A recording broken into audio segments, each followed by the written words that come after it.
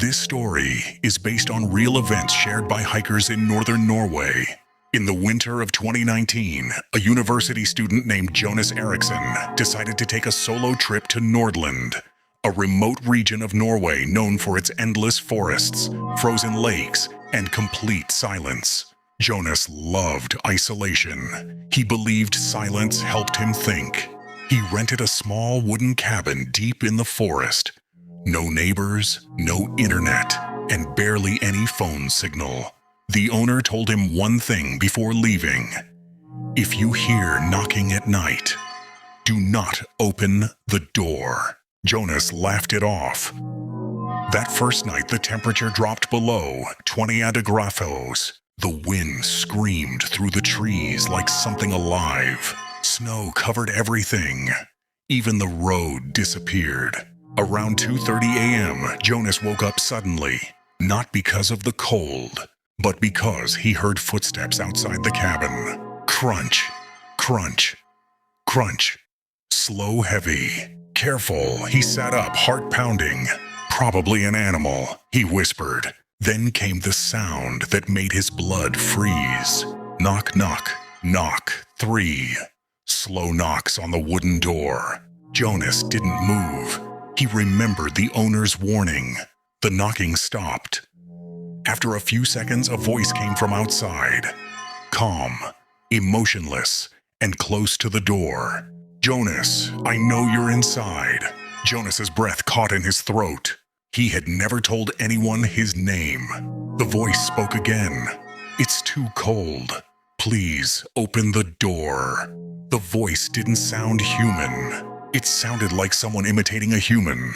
Jonas stayed silent. Minutes passed. Then suddenly, silence. No footsteps, no wind, nothing. When morning came, Jonas opened the door. There were bare footprints in the snow. No shoes, no socks, and they led straight into the forest. Jonas should have left that morning. But Norway's wilderness has a way of trapping people. Mentally, before physically, the second night was worse. The sky was completely dark. No moon, no stars, just blackness and snow. At exactly 2:00 a.m., the knocking returned.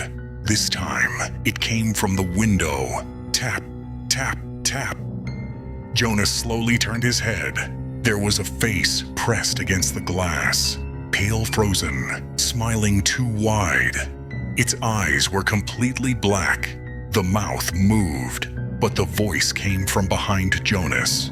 Why won't you let me in? Jonas screamed and ran to the bathroom, locking the door. The cabin shook. Footsteps moved inside.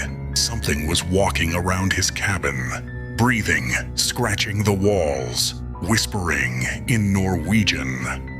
At sunrise, Jonas found the main door wide open. Inside the cabin, muddy footprints covered the floor. On the wall, carved into the wood with something sharp, were words in Norwegian. We share warmth. Jonas left immediately. Weeks later, safe in Oslo, Jonas searched online. He found old folklore from northern Norway. Stories of the cold walkers, beings that mimic lost travelers to enter warm places. They don't break in, they are only invited. Jonas never returned to the north, but he still wakes up some nights, hearing knocking and a voice that knows his name.